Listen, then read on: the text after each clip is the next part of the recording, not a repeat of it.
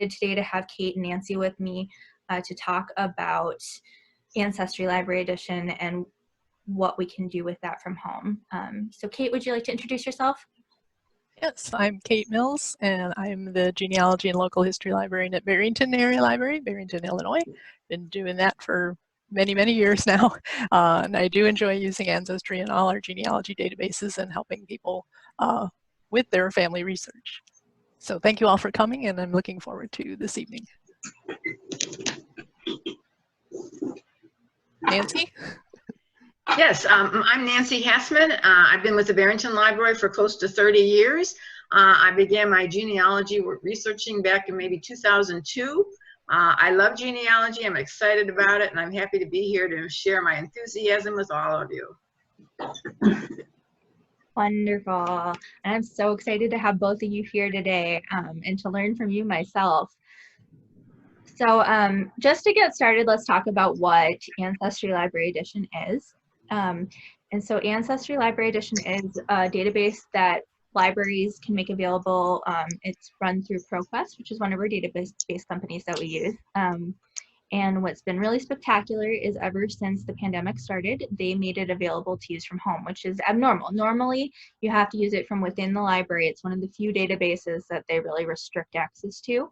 So you need to be using one of our library computers in the building normally, but now you can log on from home using your library card through your home library website, as long as your home library is one of the libraries that has granted access, has worked with ProQuest to make that possible.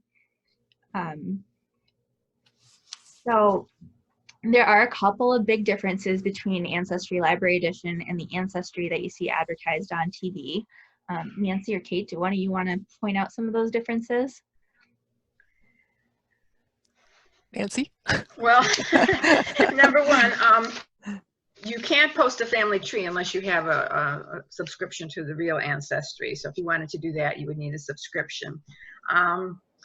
You can't use their message boards. I mean, you can't post any messages. You can read the message board, but you can't post any messages. When I first started genealogy, I used rootsweb.com, which is under the umbrella of Ancestry. It was the best thing in the world for me. It got me over to Europe. Avid genealogists over there would supply me with so much information. So for that reason alone, you know, it might be worth joining the Ancestry, the database. But you can read, so you can put in a name and you can read postings from years before. Some of the other differences, let me think. I had a chart up here. Let me see if I can share this. Let me get to that. And I've put it in the chat box, so if you want to go to the PDF that we're going to be showing right now. There you go. Well, another problem is you can not contact anyone who posted a family tree if you do not have the membership-based subscription. So for example, I found errors on the family tree, but I don't know how to contact this person and tell them you're wrong and get rid of that because you're you know, passing along wrong information. Yeah. And with the paid subscription, you can hire an Ancestry expert to help you with your genealogy. And they also have a travel division, so they will also do tours, help you do a tour to your ancestral homeland, which I thought was kind of interesting. But that's with the paid subscription. Again, yeah. And there's a few other things like the biography and master genealogy index. That's with the paid subscription. You don't get that through Library Edition. But I mean, the Library Edition is great to get you started. I mean, it's got a lot of powerful information there. Yeah. Hey, Kate, did you say you shared this document somewhere? I did. I put it in the chat. Oh. I thought I put it in the chat. I don't see it there.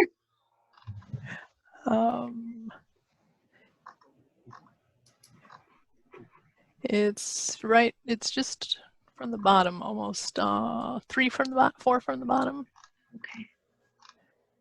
Right after Francis Robeson's name. And Sandra sees it. I don't for some reason. That's okay. Oh.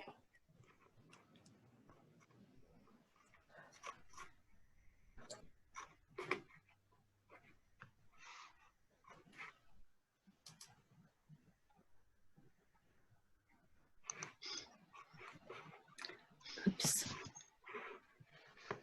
You know, if you don't, do you mind sending that to me in my email, Kate, afterwards, and I can just Yes. everybody. And that way we'll make sure that if whatever's going on for whatever reason people can't get it, they'll get it afterwards. Okay. Oh, what happened now? I'll try that again.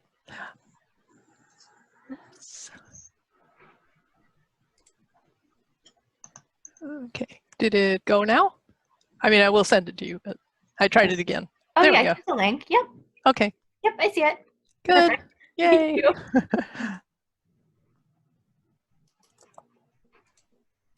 All right.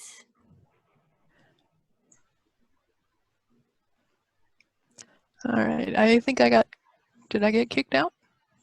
I think I did. Um, Oh, Go there ahead. we are. I'm There we back. are. Okay. Hi, Eileen. Hello. Oh yeah. Thanks hi, for Eileen. having this chat. I'm Yeah. getting started in genealogy since I retired from Barrington Area Library. And so I'm enjoying, actually, I've been given a dictate by my relatives to pursue the past. And I've got documents and photographs and letters from my grandmother coming from Poland and her family and names and things like that.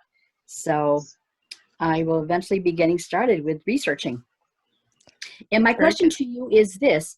I noticed on Roots, the Ancestry version they use is able to access letters and journals from abroad and newspapers from the past. Is that doable in the library edition of Ancestry? You can search it. You can't do anything else with it.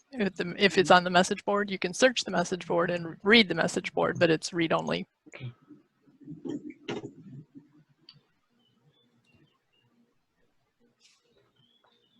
Okay, thank you.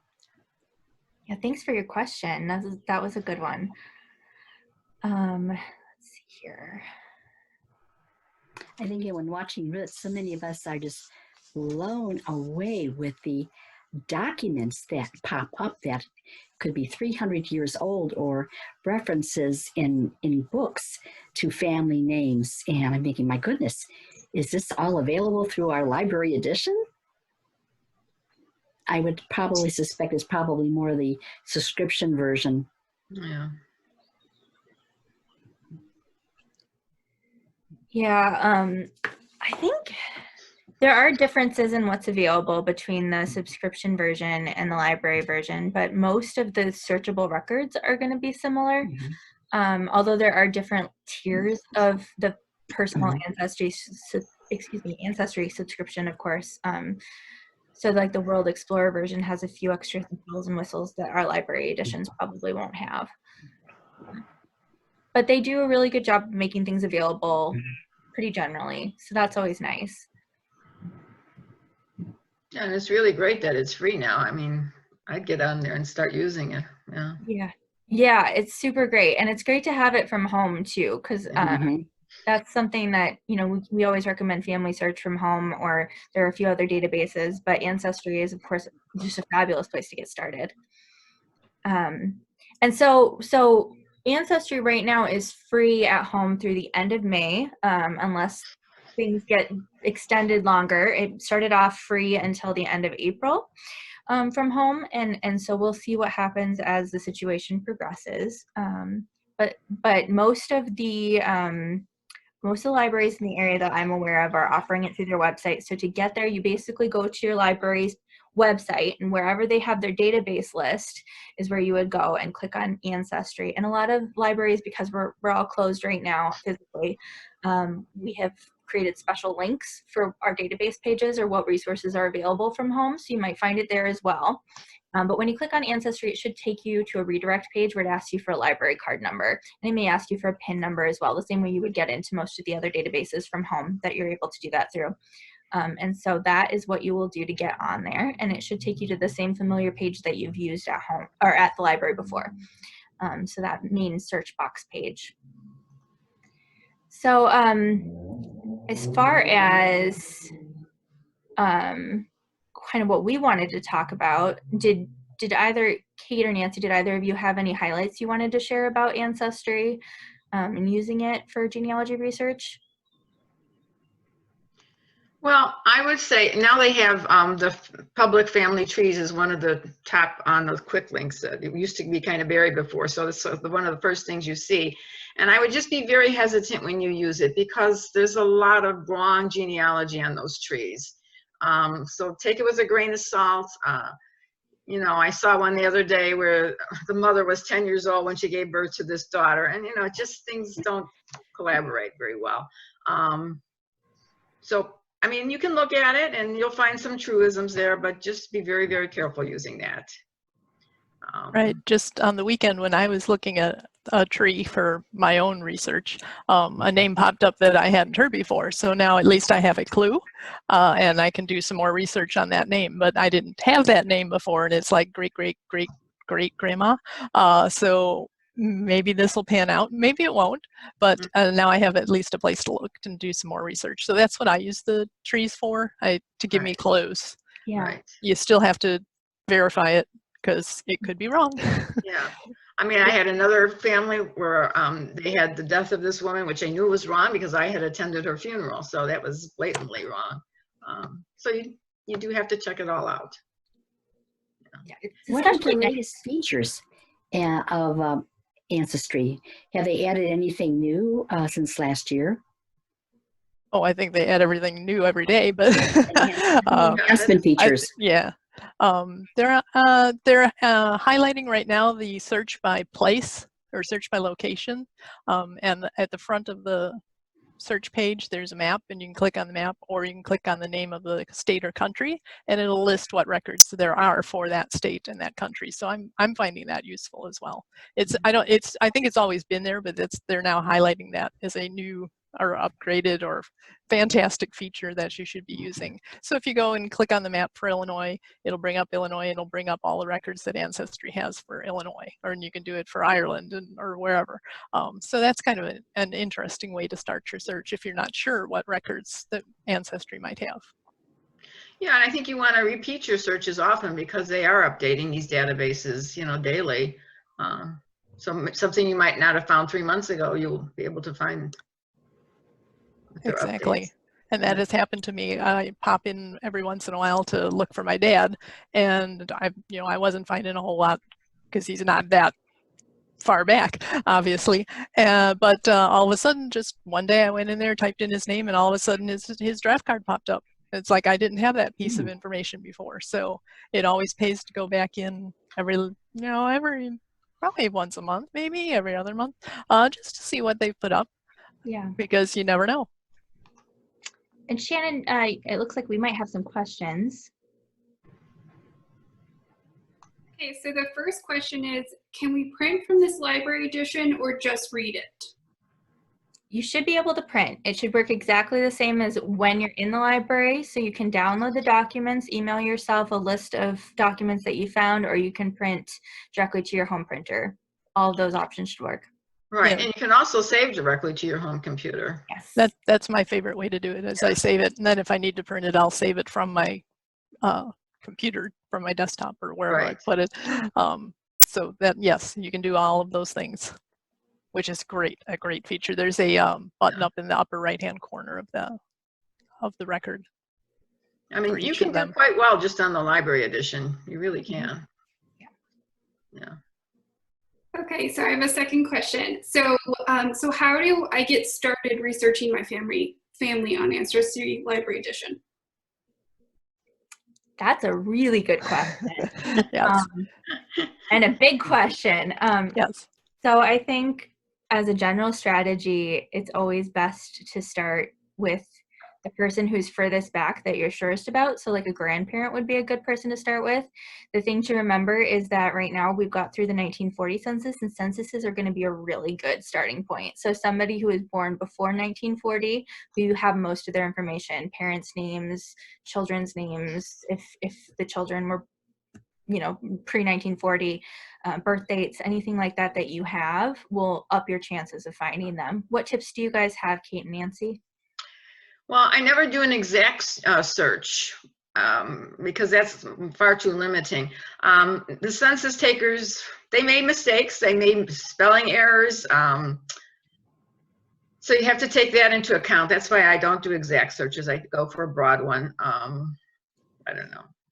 Sometimes the information on the census is not always accurate. I know I had a grandmother who seemed to get younger each and every census. So keep that in mind. What else? Yeah, but definitely try with the census, an early census. See what Yeah, you census is a good way to start. Yes. And I think another tip that I think, Kate, you mentioned before is to start wider with your search and then kind of narrow in on those details. And why do you suggest that?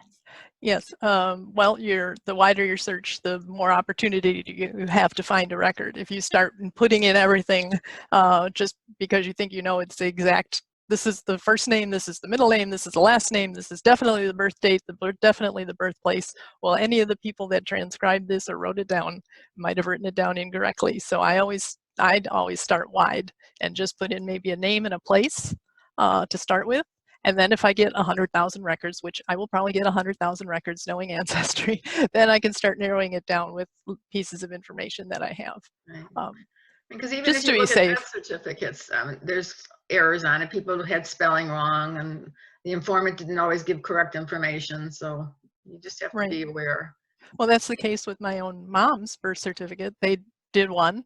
The person wrote down her middle name as her first name and her first name as her middle name. And then like February, March, April, 2 months later, they went back and got a corrected one. So there's 2 of them in there for her, one with the reverse name. So you never know.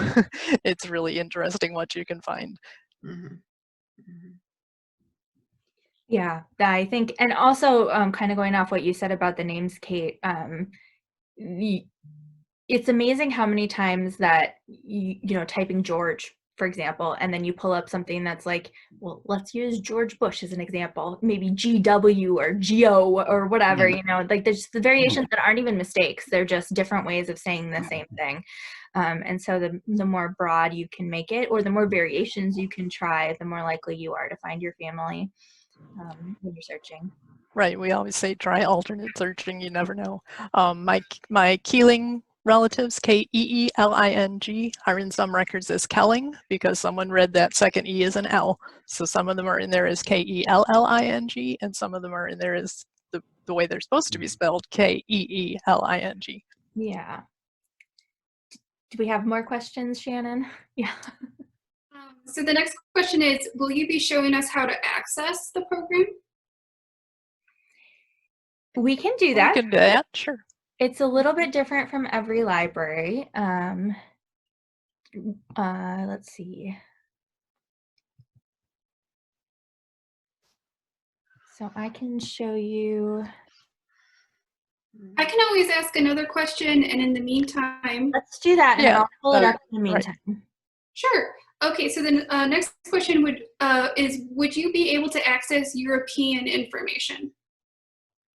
Yes. Oh, yes. Yes. Oh, absolutely. Whereas in this subscription, you need to pay extra for that. It is included in Library Edition. And sometimes I will say when I'm working with people, if you just want to try out Ancestry and have it available from home, just do the regular $69, is it, dollars? Or $99 or something like that, do the regular one, and then skip the add-ons. And then if you want to come into the library and do the European part, before you make the full commitment to it all for, I think it's, what is it now, $175 a year or something like that for everything. Yeah. But yes, absolutely, the Library Edition has the world records, so to speak, international records. And I was just looking up a ship manifest today for a relative, and I noticed that she was going to see her brother, and it had the brother's name, which is another clue of a family member we didn't know about.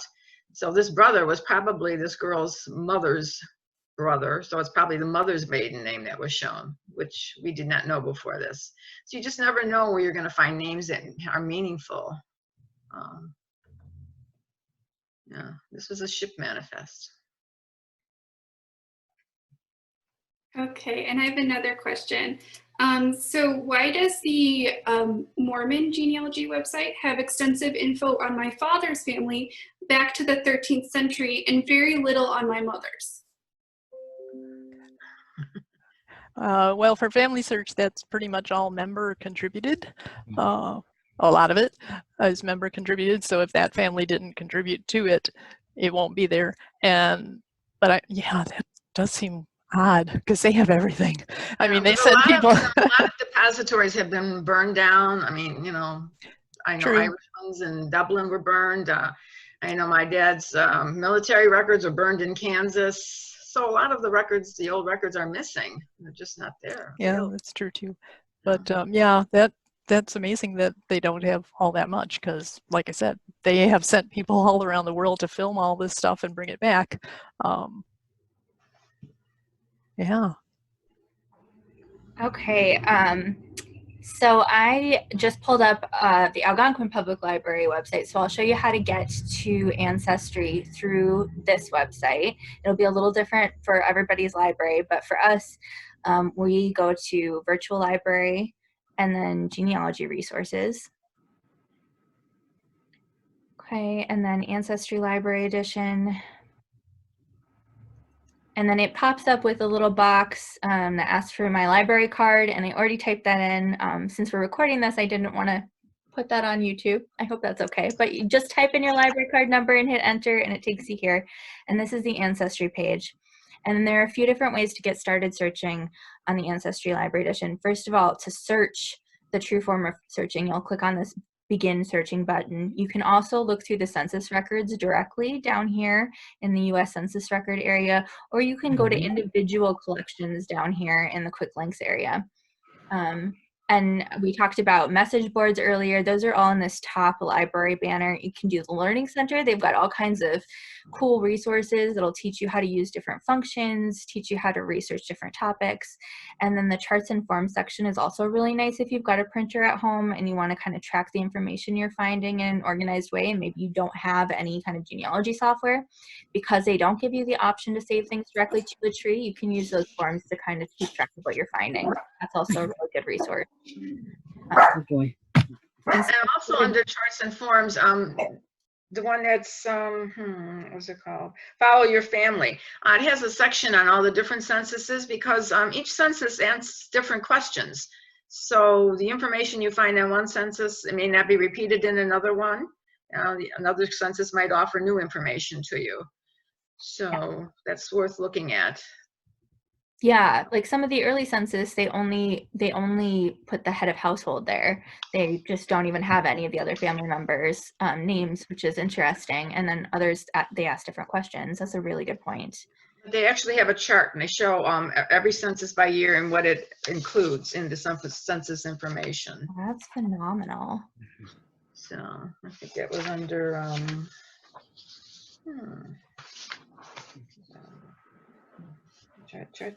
Follow Your Family, that section. Yeah. Under charts and forms. I didn't see that under charts and forms when I went there, and I wonder, this is what it takes me to. Well, that is interesting. Learning Center, maybe? Does this look right? Oh, maybe that was it. Yeah, maybe it's the Learning Center. Yeah, Follow Your Family using census records. There it is. I'm sorry. No problem. And if you scroll down all the way, it'll show you a chart.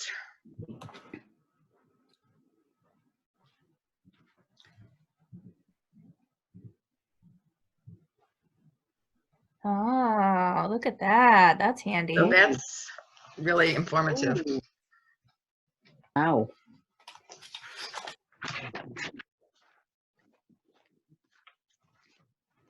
Very cool. Thanks for sharing that. Mm. So when you get started, the main area you're going to be using on here, though, is going to be, let's say if we go back home, it's going to be this begin searching button probably, at least if you don't know directly what you're looking for. And so when we talked about keeping things vague, I'm just going to stick, because it's what I said before, we're just going to stick with that. And we're going to just say Texas and search. And so you'll see that it brings up like 157,000 records. So just a ton of records. And so when we talked about keeping it not exact, we're talking about these little selectors here. So if we move everything to exact, it's going to really narrow the number of records that we have available. So you'll see it goes from 157,000 to 934 records. And that means that it's not pulling up anything that doesn't have exactly those terms in there.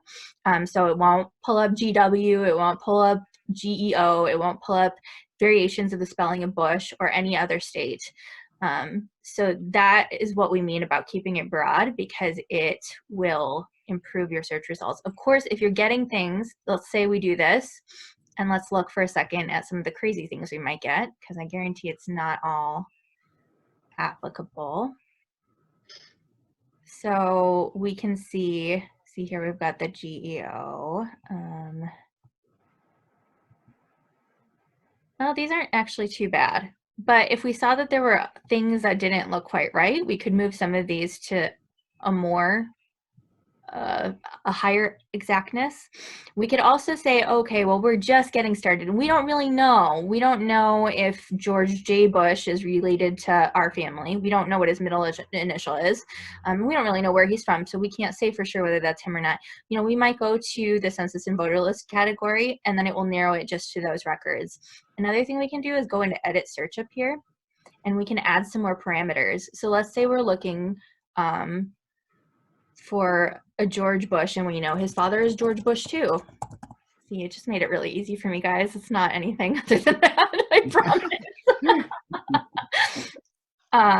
So then we're searching only for George Bushes who also have parents named George Bush, and only in the census records. So those are kind of the ways that we can narrow the records further, but starting with that really broad search. And there are some other really cool parameters that they give us to narrow things down to. I really like adding a family member, especially if you're trying to go back a generation or forward a generation, so you know something about the generation that came before or after.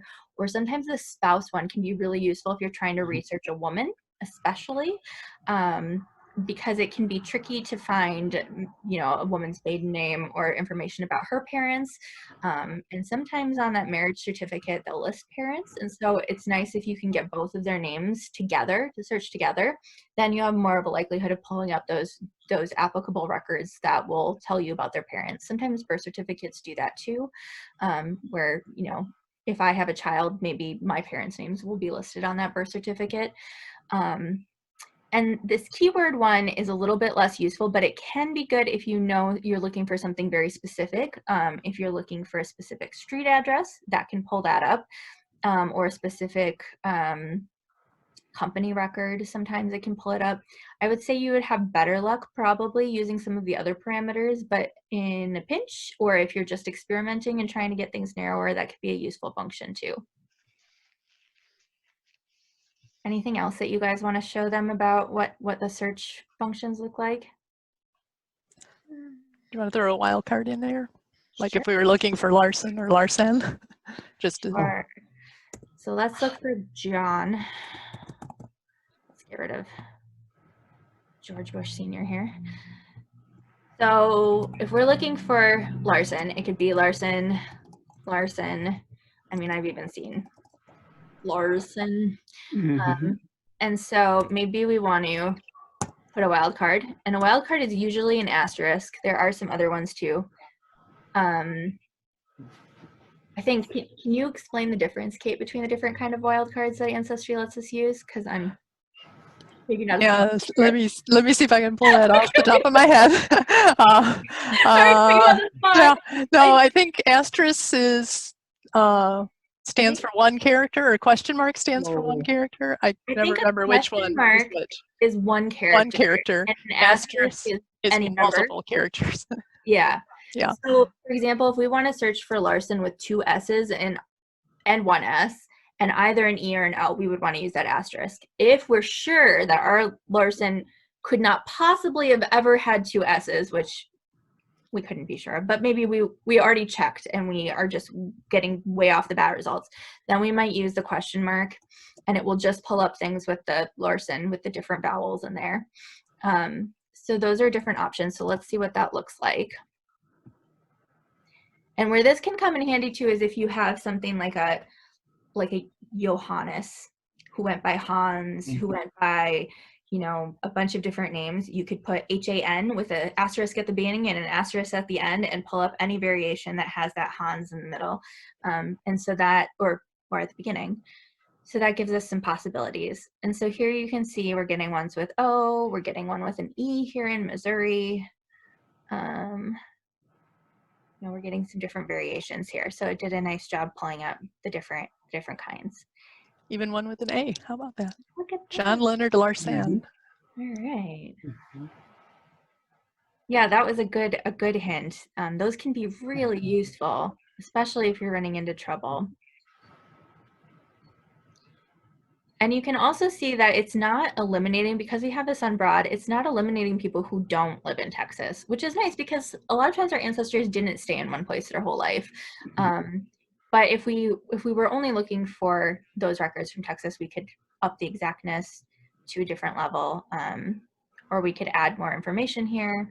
And so that might help too. Okay, so I'm going to stop sharing my screen now so we can answer more questions. Do we have any more questions, Shannon? Okay. Yeah, so I'm going to skip a couple questions just really quick to ask this one, but then I'll be right back to those questions.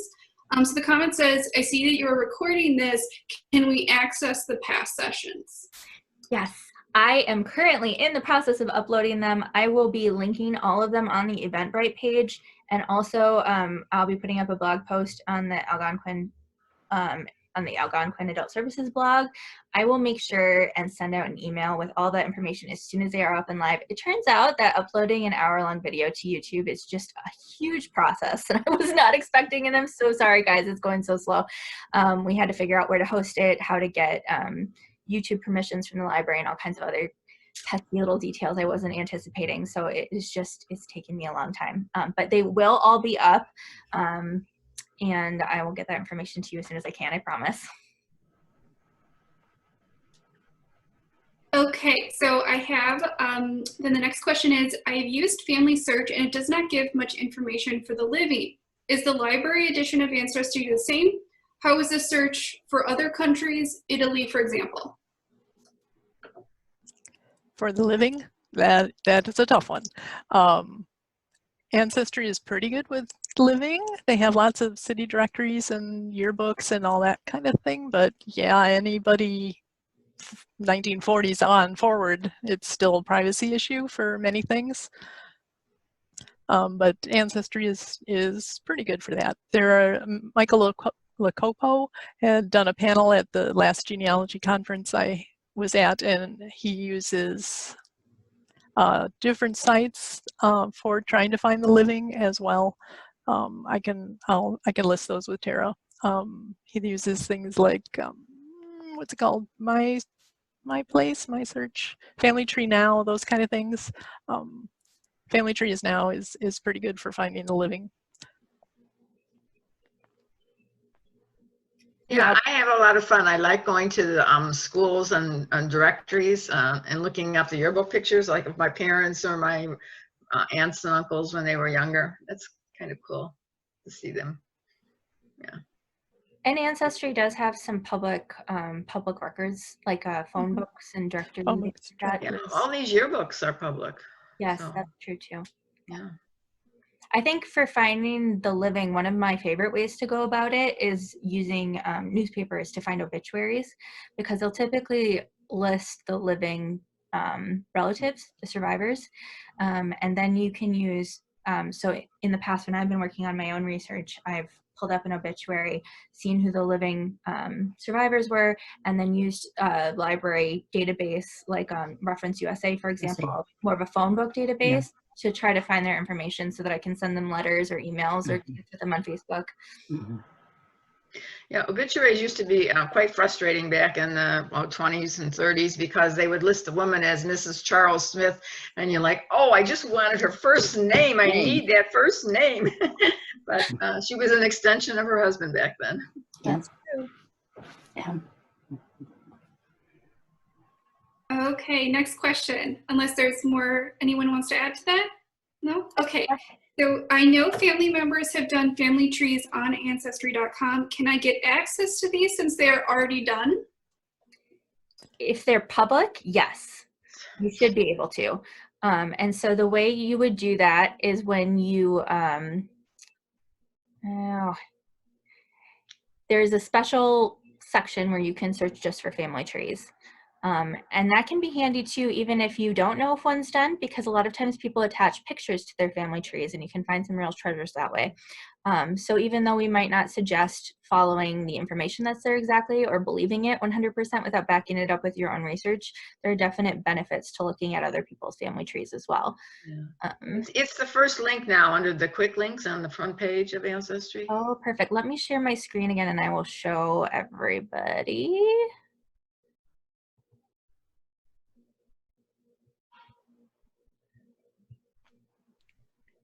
Okay. So if we make this bigger here, if we go to the home page, public member trees right here under quick links. Thank you for that, Nancy. So you can just search right here.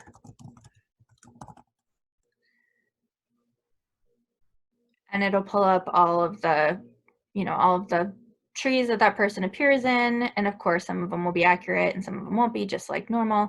And you can see any gallery posts, you can see anything that they've attached to it, and you can also see whose tree it is. And you can go to the full tree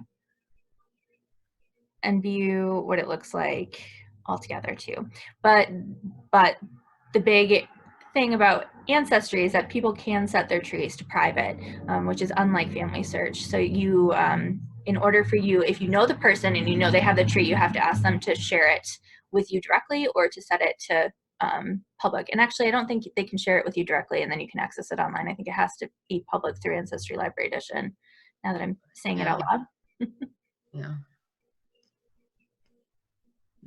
Yeah, you used to be able to, you could get to it because I know I did contact people who had family trees, but not anymore. That's right. You have to have the paid subscription to actually contact, because there's a section on there where you can look up members and then contact them directly. Okay, I have another question here. So can I transfer the info I have in Reunion, which I used 15 years ago, into Ancestry and vice versa? Probably if you save it out as a GEDCOM and then upload it to Ancestry. I'm not sure. I've never done that. Never used Reunion either, so I'm not sure. Most genealogy software lets you create GEDCOMs though. So if you can, if you can save it out as a GEDCOM, you would have a chance to be able to upload it someplace. Whether Ancestry is that place, I'm not sure.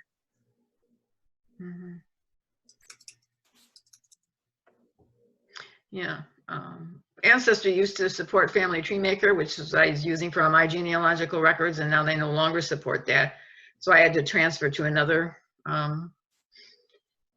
But you had to use GEDCOMs to get it over to another database. Okay, so I have another question. I have a tree on Ancestry.com. I basically taught myself how to make my tree. What is the best way for me to learn all it has to offer? I heard there are tutorials.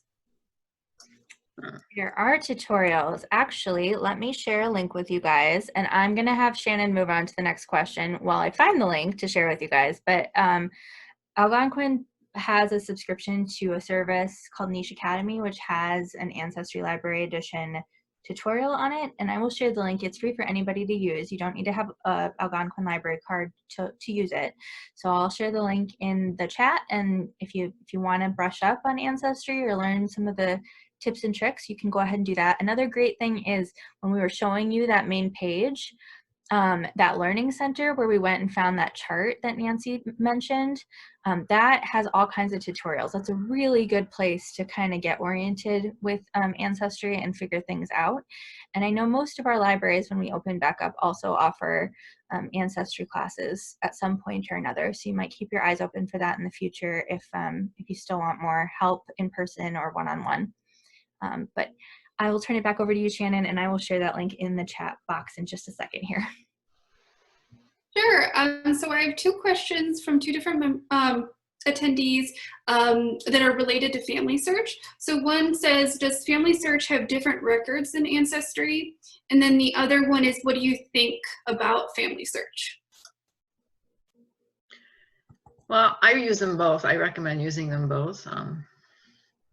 I don't know that they have different records. Do you think they have different ones, Kate? Yes, I'm sure they do. I have found things in Family Search that I have not found in Ancestry, although Ancestry is now picking up a lot of the Family Search records. So, but I would use both. So just to be sure, those would be your two biggie genealogy sites to use. Okay. And then I have another question, unless there was anything more you wanted to add. But it says, does anyone know if Ancestry will be posting the 1950 census this year? And then actually another attendee did mention that the 1950 census will be available in April 2022, and it has to be 72 years after the day the census was taken. Correct. Correct. Yes. So, perfect. Yes, and once that's made available, it'll be posted in many places. Heritage Quest, Ancestry, the NARA website, that it'll be all over. Should be easily findable. Okay. And then next one is there something that the library edition has that my own subscription does not have? I think it's the other way around. Your personal subscription has more than they give us as a library. Yeah. And there's a link in the chat that shows which has which, or which doesn't have which, I should say. Okay, and then actually the last question says, can you copy from a public tree? Copy like copy and paste, or copy the information into your own tree, or? I think either. Yeah. It's probably really hard to copy and paste out of the tree with the little boxes and that stuff, but I've copied and pasted the straight text for myself to keep. Probably the best thing to do from a public tree is to go into the sources area.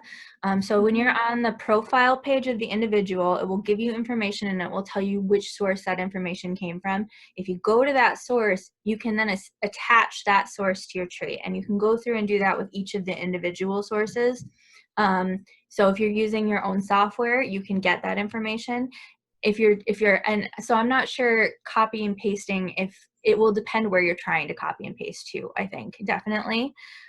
If you're using the Ancestry Library Edition and you're hoping to copy and paste to another Ancestry tree, you won't be able to, because you can't make a tree through that, if that makes sense. Okay, and with that, we only have a few minutes left. So I see one more question by Kim. Do you maintain a tree in both sites, or which one do you prefer? And I'm assuming both sites is between Family Search and Ancestry. And so they work very, very differently. So with Family Search is trying to create one big global tree. So when you create a tree, you're attaching ancestors to a big tree. So they try to get you to use the same ancestor. So if you are researching and a cousin, it doesn't matter how distant, is researching the same ancestor, you'll be updating the same ancestor record. It's not your individual tree with Family Search. Does that make sense? So, so it's a little bit different. Whereas in Ancestry, if you're building a tree through Ancestry, through a personal subscription, that tree is your own tree. Those individual people are separate records from anybody else's individuals in their family tree. So because of that, I would never keep a primary tree only in Family Search ever, because other people are going to be updating that information and changing those records on you. So like one time I logged on and my Family Search tree had a bunch of pictures added. I had like 10 new pictures added to my tree, and it was a delightful surprise and I was very excited. Another time I logged on and somebody had changed the spelling of all my last names that were Burns, B-U-R-N-S, to B-Y-R-N-S because it was correct in the 1300s. So my Burns ancestors in the 1960s were now B-Y-R-N-S, which is not helpful for me trying to search those people. But anybody can access them on Family Search and change whatever they like. So that's kind of the pitfall there. So I would say it's worth tracking the information you find in both places if you have the ability to do so. Do you guys have any takes on that, Kate and Nancy? Yeah, No. that's the only thing that Family Search is anybody can do something to your tree and edit it. That's my only big drawback for them, which is why I don't have mine on Family Search. It can be nice, but it's also so hard to keep track. Like sometimes if I don't go on there for a month or so, I can't necessarily remember. It is nice that they do tell you who changed what and what they changed, so you can go back and figure it out. But if I'm just glancing, I might not remember if that was what I saw or if that changed recently. Yeah. Okay. And since we only have about 5 minutes left, guys, I'm going to go ahead and wrap up. I'm so glad all of you could be here, and it's been such a pleasure. You had so many great questions. I just want to give you a rundown. First of all, at Algonquin Public Library, we have a program tomorrow, if any of you are free tomorrow, with Tina Beard, who has been just an amazing asset to all of us during these genealogy chats. She's going to be talking about World War I ancestors in honor of Memorial Day tomorrow. And so you can register at aapld.org. Just go up to the programs link and register through Communico. Anybody's welcome to come from any library. We would love to have you there. And it would be nice to fill up the room so Tina has a lot of good questions to answer, and we can make her see how valued she is for her expertise, because she's really been just phenomenal. And she's an incredible person to learn from. And then we also have a number of these genealogy chats coming up. So I'm just gonna go to the page here and tell you what we have in the coming weeks, which always takes a second. Tara, someone wanted to know what time the program was. Oh, tomorrow at 7. It's tomorrow at 7 o'clock. Thank you, Kate. Certainly. Okay, so for our upcoming, we've got on May 13th, which is next Wednesday at 6 o'clock, same time, same place, finding military records. And so Tina will be here for that too, so that'll be exciting. On Wednesday, May 20th, Kate will be coming back with another librarian to talk about DNA research for genealogy. And then on Wednesday, May 27th, we'll talk about using Family Search. So that's where we'll get a little bit more into the nitty-gritty between the differences between Family Search and Ancestry, and some of the search strategies you can use for Family Search that work better, that are different from Ancestry. So I would encourage you all of you who had questions about Family Search, come to that one, because it'll be really informative for you. And we've got a full panel of some really great expert librarians who will be excited to answer all your questions and kind of get in depth with that topic. And then I think the plan right now is to go ahead and extend these into June and July too. So keep checking that Eventbrite page, and I'll keep you posted on upcoming genealogy chats as soon as we have any details for you, okay? Thank you so much, everybody, and have a wonderful rest of your week. I'll look forward to seeing you all next week. Thank you. Thank you. Good night. Thank you, everybody. Good night. Good night.